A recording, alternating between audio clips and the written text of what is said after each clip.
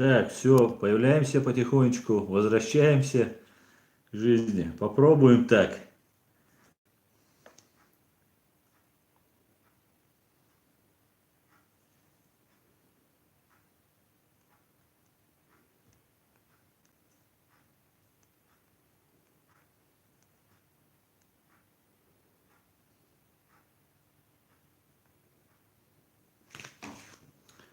Хэшу гушу, супер. Все, сейчас давайте я у себя тут найду себя.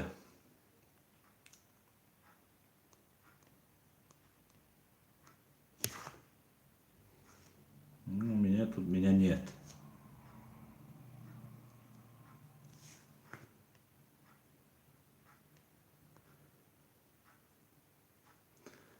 Придется читать с экрана тогда. Ассаламу алейкум, алейкум салам. Всех рад, всем рад. Всех рад.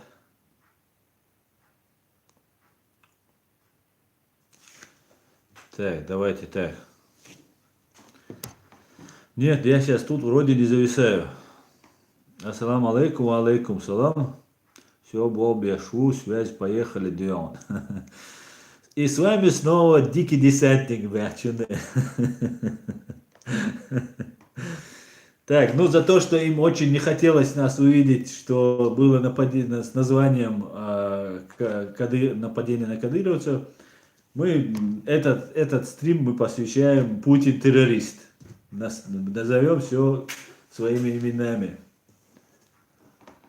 Интернет у меня мощность, все отличное, друзья.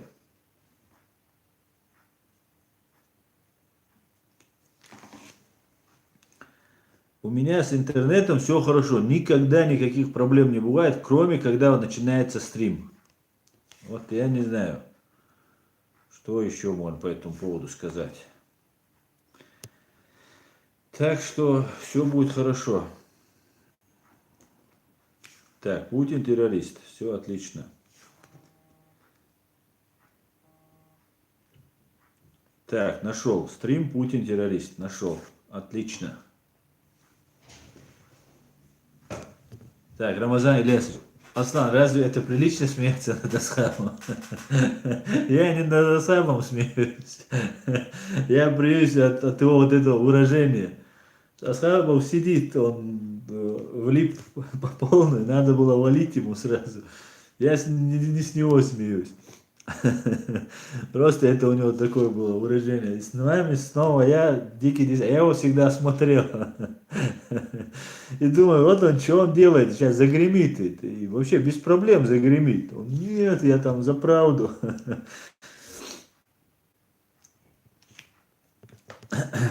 Кстати, вы заметили, что Асхабов, вот этот Дикий Десантник, начал вот эту свою деятельность после того, как в Сирии уничтожили несколько сот этих террористов. И по всей видимости, Асхабов там, этот Алибек Асхабов потерял там кого-то. Ну, по-другому просто, и вот его вот явно он шел на проблемы. Его выкинули со службы, ему сейчас дело шьют, и дальше будут шить. И он, ну вот, явно нарывался. И было видно, что человек, вот что-то его потрясло. Он не говорил, почему он так себя начал резко вести, да, но начал.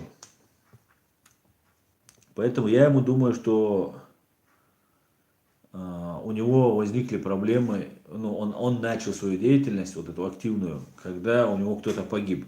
Ну, так совпало, может, еще что-то случилось. Да, он обрусевший дагестанец, атаман империал, то есть он чисто такой обрусевший дагестанец, но начал понимать, да, начал понимать, что что-то тут нечисто. И хорошо, если такие люди понимают, мы их должны приветствовать. Если они невиновны, не имеют крови преступлений, да, совершенно в нашей стране. Так. Умар Али, хороший эфир, отличие от прежнего. Да, там они досят. Они вот IP-адрес выясняют как-то, я не знаю, но вот они выясняют и начинают атаковать. И одновременно... Так, что-то у меня очень... плохо. Одновременно происходит запрос с разных этих так, что-то.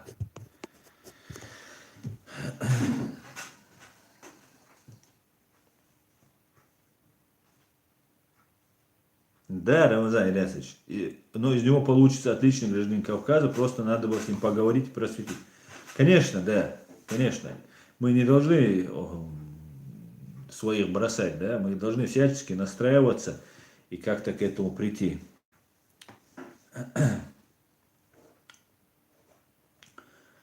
Так, Соварим, Аслан, ассаламу алейкум, скажи мне, пожалуйста, чем Ичкери и его руководитель тебе нравится, когда в это время люди голодали? Потому что великий Аслан Масхадов не платил соцпакет. Ва алейкум салам, Соварим. Ну, ты ошибаешься. Люди, конечно, голодали, потому что была блокада. Ты понимаешь, да? Была блокада, и мы после военный период у нас было тяжело, и Масхадов делал все, что мог. В отличие от сегодняшних коллаборантов, Аслан Масхадов не имел там Бентли, Мазерати там, и другие дворцы, этого всего у него не было. А социальный пакет нам Россия должна была выплачивать. Например, те же пенсии. Россия, мы же работали на Советский Союз, правильно? И только 3 года мы проработали на это. И за газ, за свет, за эти вещи мы практически не платили. У нас вся инфраструктура была разрушена. Я не знаю, когда чеченец такой говорит, а если еще русский, я понимаю, что это говорят коллаборанты, предатели такие вещи говорят. Потому что им надо всячески запачкать эту Ичкерию и сказать, что сейчас хорошо. Это неправда. Это абсолютно неправда. А то, что, конечно, у нас послевоенный период, нам нужно было время, и нам нужна была помощь. А нам не только не оказывали помощь, нас не оставляли ни на секунду в покое. И глупо такие вещи говорить. Просто, мне кажется, только враг может такое говорить.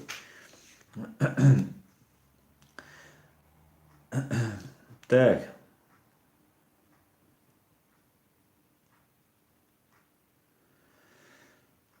Адам Гакаев. Аслан, вы слышали, как одного пожилого чеченца из Европы, точно не знаю откуда, его пытали ФСБшники где-то в Европе, потому что он Гаагский суд на Путина заявление написал. Ты даже не поверишь, Адам Гакаев. У меня на канале есть этот пожилой чеченец, его зовут Сайдамин Ибрагимов, у меня есть с ним интервью, и ты можешь послушать, он много чего рассказывает. Сайдамин Ибрагимов. Настоящая история ЧРИ называется. Посмотри. Кстати, я завтра или сегодня запишу с ним еще интервью, и мы поговорим об этом. Смотрите, самая главная вот эта задача, вот провести вот этот марш, для того, чтобы привлечь военных преступников к ответу.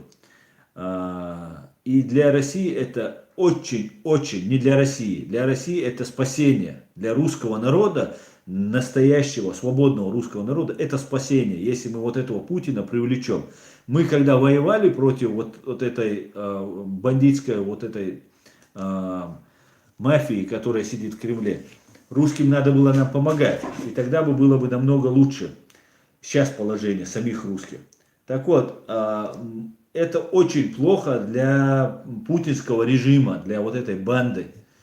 И они сделают все возможное, вплоть до покушения, убийства, все, что они смогут, они сделают. Мы это должны все прекрасно понимать. И это очень важно. Я с Айтамином или сегодня, или завтра запишу интервью, мы об этом как раз поговорим, подготовимся ко всему. И прошу принять всех в этом участие. Кто как может, да? Кто приедет, кто финансово, кто машиной, кто распространит информацию. Это всех нас касается. Ничего не проиграно, ничего не потеряно. Это глубоко ошибается тот, кто считает, что все, пока ты не признал поражение, ты не проиграл. Мы не можем признать поражение после того, как мы победили, по факту. Наше государство есть, юридически все основания есть. Факт налицо, против нас совершено военное преступление. За то, что сделали меньше, чем над нами, повесили Саддама Хусейна. За то, что сделали меньше, чем над нами, народ казнил Муаммара Каддафи. Равносильно то, что сделали, да, в процентном соотношении. Евреев уничтожили 6 миллионов человек, почти 50%.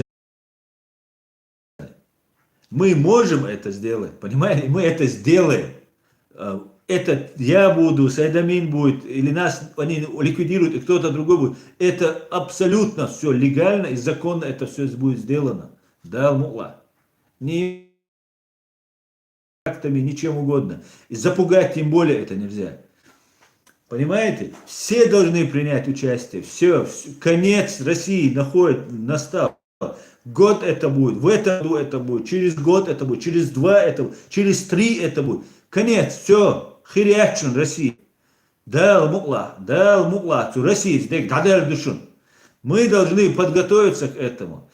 С умом, спокойно, как полагается. Подойти везде. Мы должны признать это международное право и начать с ним работать. Да, не работает закон, когда ему противодействует. Мы должны заставлять найти вот статью в законе. Сказать, видите вот эту статью, видите, да? Ее надо исполнять. Нет, мы не будем, там у нас там это, вот так, носом. Вот, будьте любезны, соблюдайте ваши законы. Это не пустой звук. Закон здесь работает. И мы должны заставить. Почему вы думаете, Путин со всей своей армии снимает эти нашивки, лычки и так далее, и позорясь на весь мир, врет, что это там, их там нет и так далее. Почему? Потому что международное право работает. Почему он взрывает дома в Москве для того, чтобы на нас напасть? Задумайтесь просто. Почему? Потому что международное право работает. Это не пустой звук. Он мог бы просто на нас напасть. После того, как Басаев пошел в Дагестан, он мог на основании этого напасть, не убивая своих граждан. Но надо было, этого недостаточно было, потому что закон работает. Международное право, оно не всегда работает. Оно где-то там сильные, там американцы, там немцы, кто угодно может как-то вилять, там подстраиваться, но всегда пытаться подстроиться под закон они пытаются. И мы должны тоже так же себя вести. Мы должны признать, что есть это право, мы признаем это право. Давайте сотрудничать, давайте работать. Наша страна будет освобождена. Валлахи, биллахи, далмула. Абсолютно я в этом убежден. Наша страна будет освобождена. Все эти преступники будут наказаны. Мной они будут наказаны, другим человеком они будут наказаны. Но мы рано или поздно их накажем. Потому что мы слишком много заплатили, чтобы сказать, извините, но мы передумали. Мы не передумали. И мы не передумаем никогда. Наша страна оккупирована, временно оккупирована. Все решения, которые принимаются коллаборационистской властью на территории Чеченской Республики, незаконны. Власть, земля, там какие-то законы, улицы, они там переименовывают. Это все незаконно, это все будет отменено. Просто мы должны идти к этому и понимать это. Каждый для себя. Не смириться, все. Так, начали сюда, по-моему, да?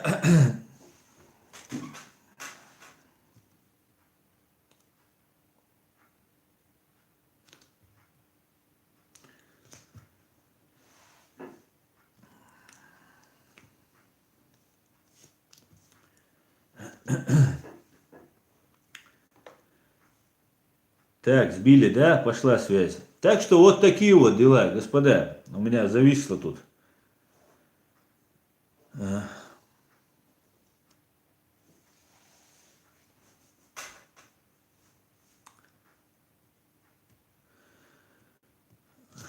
Так, тут один рассказывает, Шайнцаху Орг Мадиц говорит, ассалам алейкум. Брат, ты, наверное, удивишься моей мнению.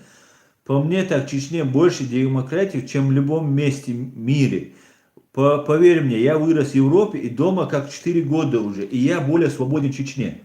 Ну, я тебе скажу, что мы, чеченцы, сами по себе, очень демократичные, очень свободные люди. Очень.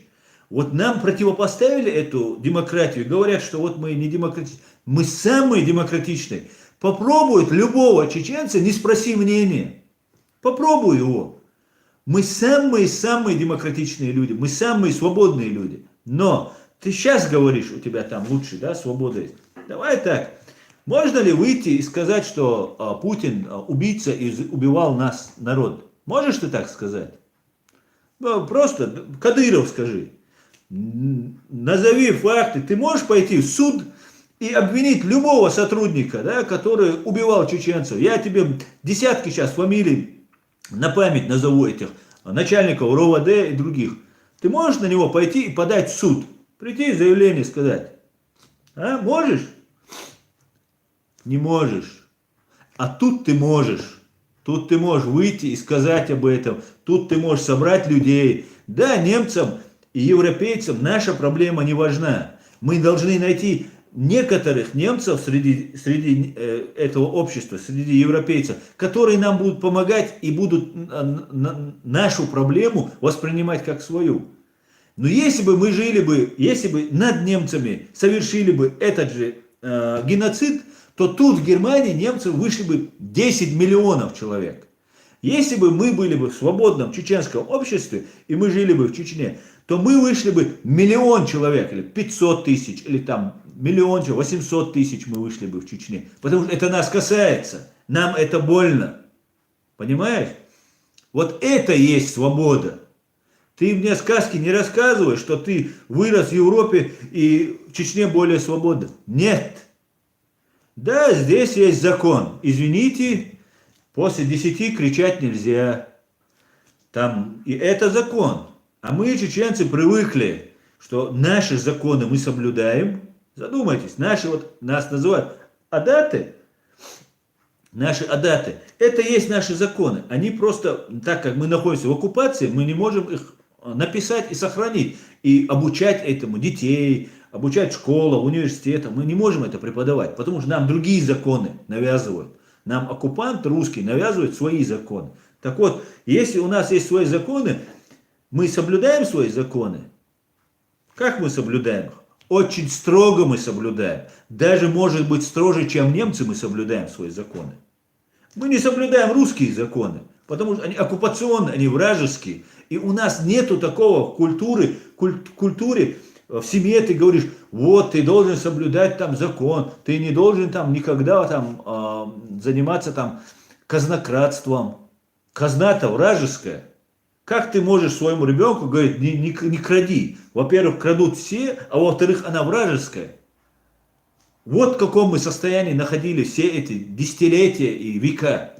Если это была бы казна наша, чеченская, где мы платим налог, он не уходит в Москву, и там что захочет, какой-то Шариков там с барского плеча нам даст что-то. Если бы эти наши налоги, которые мы платим, уходили в казну, мы бы, конечно, соблюдали бы все. И у нас чистота была бы, и порядок был бы, и все это было бы. Но у нас пока этой культуры, правовой культуры, нет. Ну, по объективным причинам.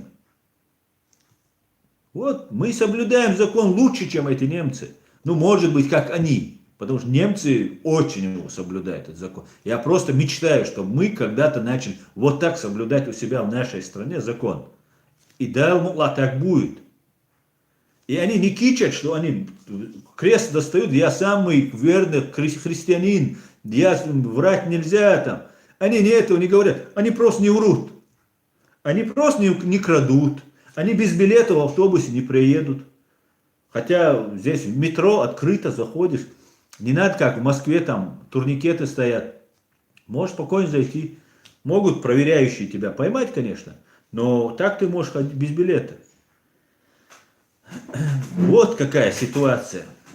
Свободы нет в Чечне. В свободе можно молиться, можно в Чечне как хочешь. Нельзя. Только как ФСБ тебе разрешает молиться. Вот так можно молиться в Чечне. Поэтому ты сказки мне не рассказывай. Я это знаю, знаешь, изнутри вот эту ситуацию.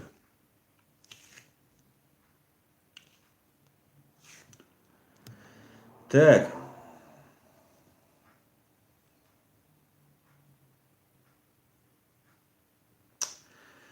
Евгений Примас. Слава вольному народу Ичкерии. Героям слава.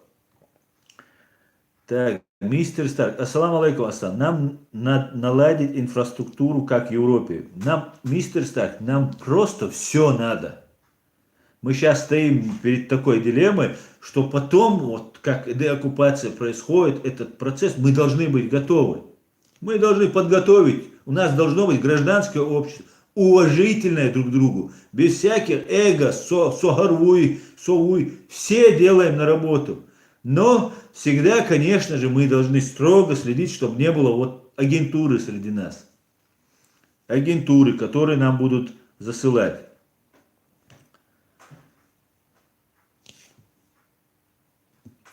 Байсангур, имаж адитиш.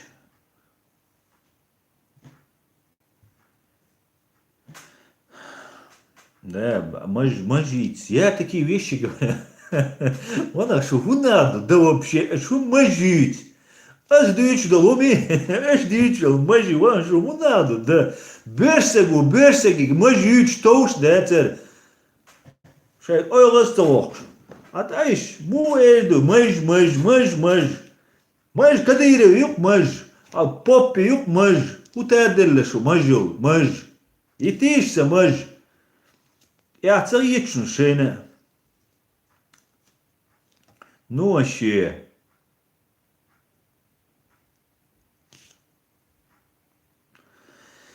Так, у всех глючит. У меня не глючит. У меня все пока хорошо пока показывает. Кот Биг Витал. Спасите Россию от путинской ОПГ. Наверное, это русский говорит. Уважаемые русские, у вас большинство. Почему мы должны спасать? Почему мы? Давайте вы спасете. Как один раз, да, на Кавказе раз в 17 году мы спасали этот Кавказ от царя и там наводили порядок. Думали, коммунисты придут, сейчас справедливый мир установят. В 91 году, когда у вас там вот этот Ельцин нас надурил опять, демократом прикинулся, мы поддержали вас, и мы там очень сильно дух поднимали вас. Хоть нас и мало было, но в тельняшках. А дух, вы сами знаете, самое главное в этом деле.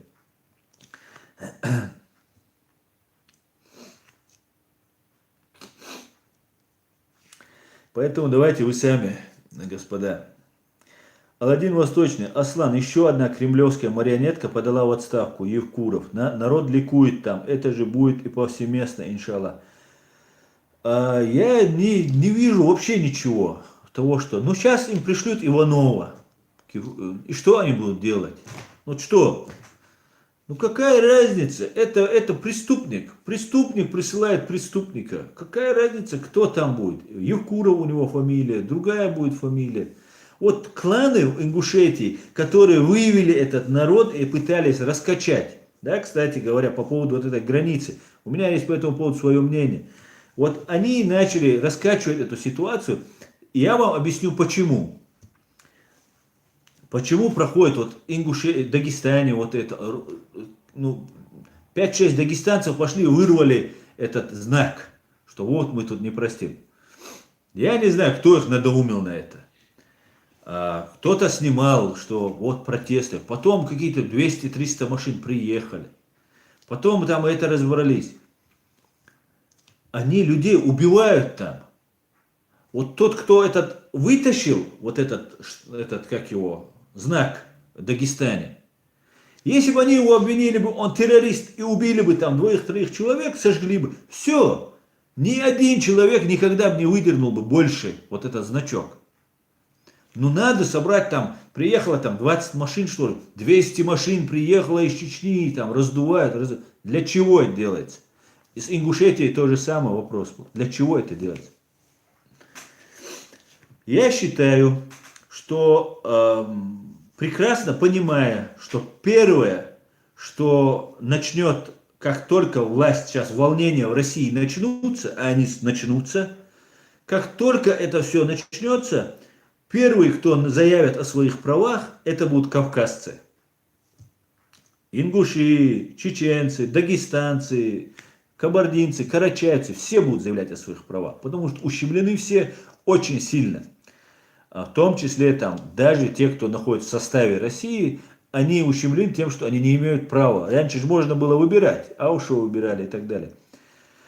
Так вот, для того, чтобы мы не смогли договариваться между собой, для того, чтобы нести смуту, и страны, которые нам захотят помочь, да, мы отреагируем и скажем: господа, мы живем мирно, у меня нет проблем с дагестанцем, у меня нет проблем с ингушом, у них нет проблем со мной, мы один народ, мы кавказская нация, мы будем жить как единый Европейский Союз, Кавказский Союз. Вот чтобы этого не произошло, предстоящим вот этим событиям готовятся сегодняшние вот эти манипуляции. И это тоже сигнал того, что будут изменения. Они уже к этому готовятся. И мы всячески, чеченцы, дагестанцы, ингуши, кабардинцы, карачайцы, осетины, все до единого, мы всячески должны подчеркивать, что мы абсолютно братский, единый народ, и мы признаем международное право. Мы хотим жить в соответствии с международным правом. Мы устали жить в тирании. Мы устали от убийств, от пыток, от похищений. Мы устали жить в страхе. Вот что мы должны доносить. До мира. Всячески. Где мы пишем комментарии, где мы говорим. Всячески. Против нас будут работать тролли. Против нас будут работать недалекого ума люди. Мы абсолютно должны показать, что мы едины. Это сложнейшая задача. Очень трудно подавить свое эго, много обид набралось. Но все обиды, которые между нами есть, мы всегда решим между собой. Мы за эти века никогда не воевали друг с другом. Ни один. Вот у нас огромное разнообразие на Кавказе. Сколько народов в Дагестане живет. Сколько раз они между собой воевали. Сколько раз чеченцы и дагестанцы между собой воевали. Чеченцы с ингушами сколько раз воевали. Осетины и ингуши сколько раз воевали. Никогда, ни разу. Только всегда с Россией это было. Чеченцы пошли воевать в Южную Осетию. Осетины, ингуши воевали в пригородном. Ну и так далее, и так далее. Мы всегда были единым народом. Поэтому мы всячески должны отбросить все свои разногласия и быть готовыми к тому, чтобы... Вот вы сколько сообщений написали. Что будут изменения. Готовьтесь просто к изменениям. Так, Оманкант. Аслан, в Германии, кажется, избили путинского солдата чеченской национальности, находившегося там под видом беженца. Как бы ты прокомментировал этот случай и в целом миграционную политику ЕС? Я, знаете, у меня как бы неоднозначное вот отношение к тому, что сейчас происходит по поводу вот Ямартхой там называют, там это предатели, тут здесь скрываются там кадыровцы. Ко мне выходили разные люди и пытались тоже мне давали разную информацию, которую я не могу проверить. Является ли этот человек достаточно кадыровцем, продолжает вести антигосударственную, да, античеченскую деятельность, или же он сам жертва уже, да, бежал оттуда. Я знаю здесь людей, которые распространяются вот на этом телеграм-канале, Ямартхой, да, распространяют.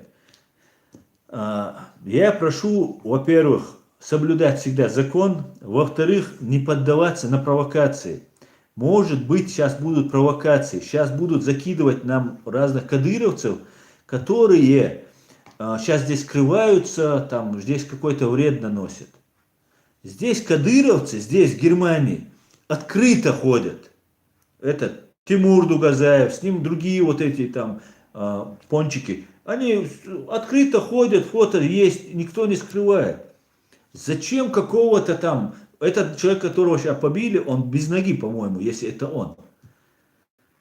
Это, мне кажется, это раздувается пропаганда, это провокация, нагнетается.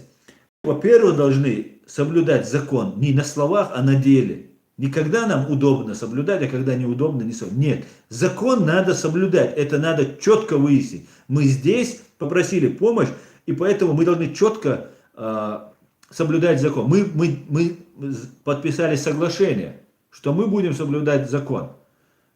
Вот вы нам даете безопасность, мы соблюдаем ваш закон. До этих пор мы обязаны соблюдать. Это во-первых, самое главное. Во-вторых, на телеграм-канал это ФСБшная тема. ФСБшная, как ВКонтакте, Телеграм, Одноклассники. Это все ФСБшное. Есть другие места, почему выкладываются в Телеграм. Я не могу понять. Я знаю человека, который выложен в этом Телеграм на Ямартхо, и он не является врагом. Он кадыровец. Он бывший кадыровец. Он ушел оттуда. И абсолютно у меня есть 2-3 надежных источника, подтверждающие, что этот человек не является на сегодняшний день работающим. Наоборот, этот человек работает на свою страну.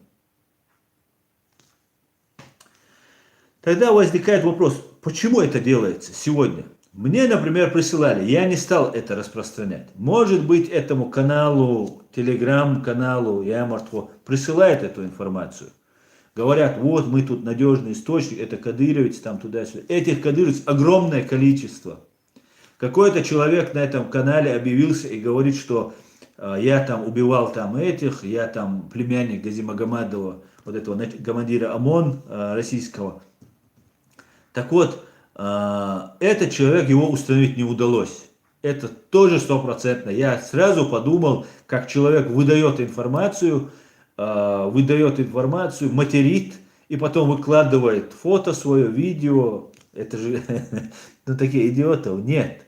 Давайте не вестись.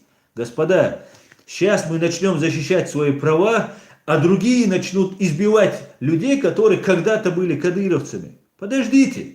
У нас другой власть. Не надо междоусобицу вводить это все. Оставьте этих людей. Вы ничего не имеете права по закону им сделать здесь. Потому что, во-первых, у вас нет доказательств, кто кого убивал, те лично все знают. И даже если моего брата они убили, я не могу здесь этого сделать. Прийти и убить его. Я нарушу закон.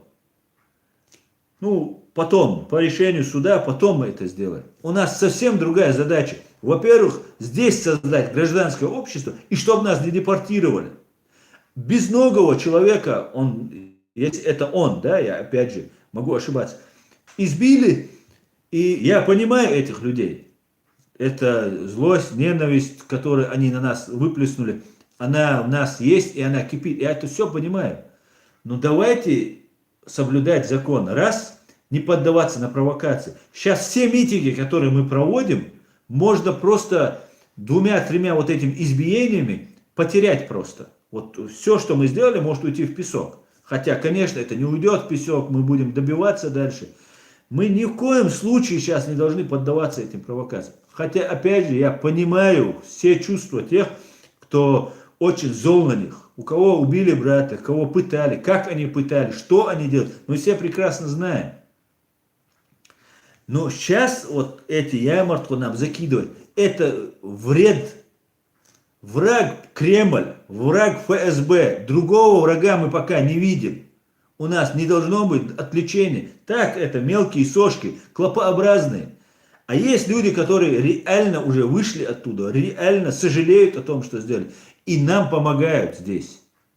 Мне лично много есть людей, которые пишут и помогают нашему общему делу.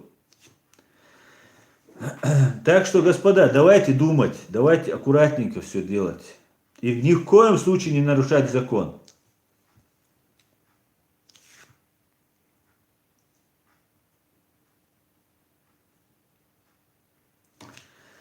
Так, дальше. Роман Романов. Аслан, как ты оцениваешь своего собеседника Пола Гобола? По-моему, умный человек. У американцев была возможность в 91-м помочь Чечне обрести независимость. Сколько бы жизней чеченцев сохранили.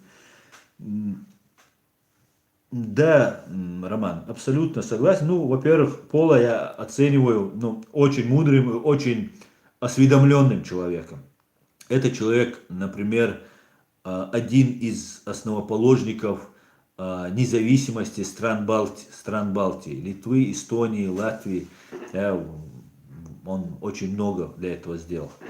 Во-вторых, он нам очень сильно помогал, он очень хорошо знает Советский Союз. И как он говорил в прошлом, в моем там общении с ним, он говорил, что мы не до конца, и сейчас он в этом говорил, что в прошлом он говорил, что мало людей занималось Россией и Советским Союзом.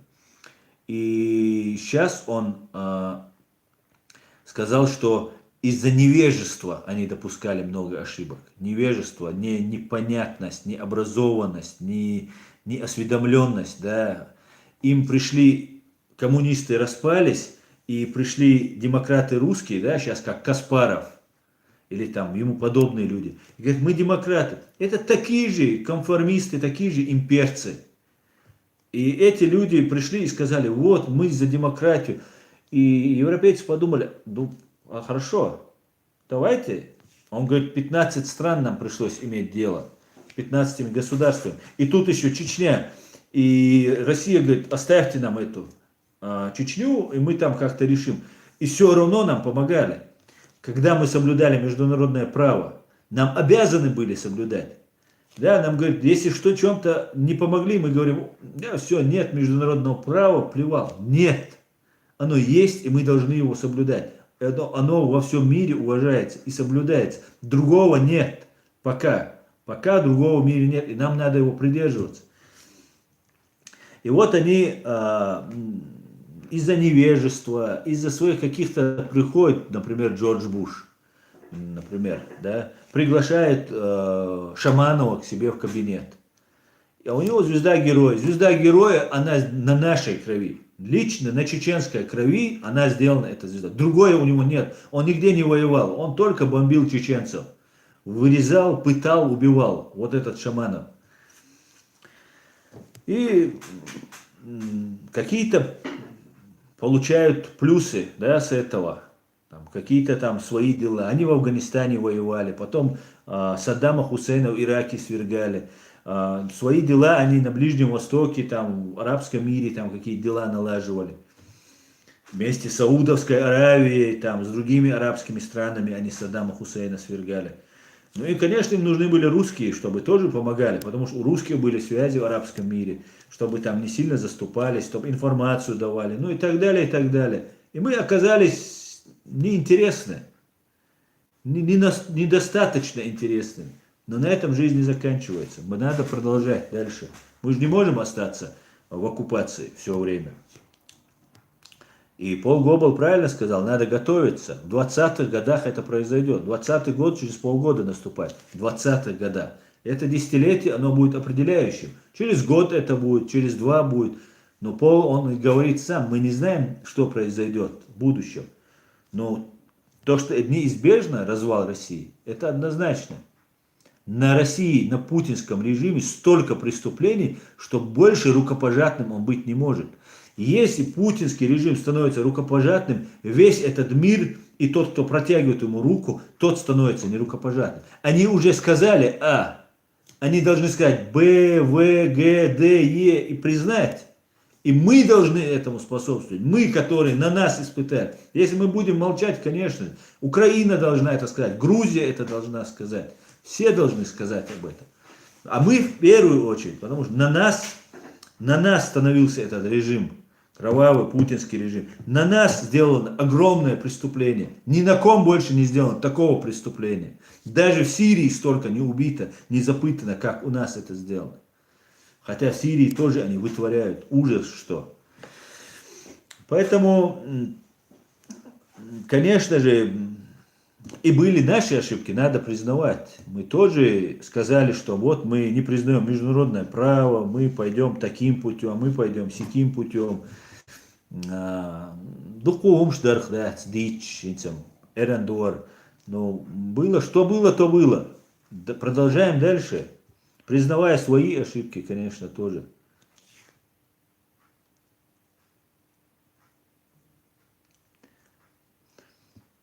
Так, давайте я перемотаю, друзья.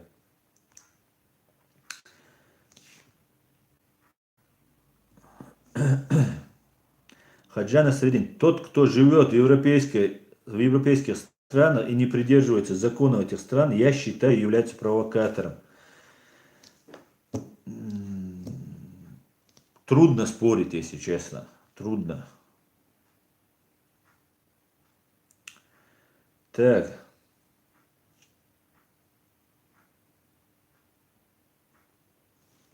Так, на часы надо смотреть. Да, время закончилось. Я уже надоел. Кому я тут надоел? Кому-то я надоел. Только что прочитал. Так. Ну, я думаю, мы хорошо поговорили. Я думаю, на этом можно, в принципе, прекратить наше общение, потому что много уже говорим. А, Да, давайте на этом закончим. Все, тогда приятно было пообщаться, приятно было отвечать на ваши вопросы. В следующий раз, я думаю, я сделаю уведомление, может быть, в среду у нас будет 9 часов опять стрим, и далма поговорим. Все, спасибо всем, до свидания. Ассаламу алейкум, ва баракату.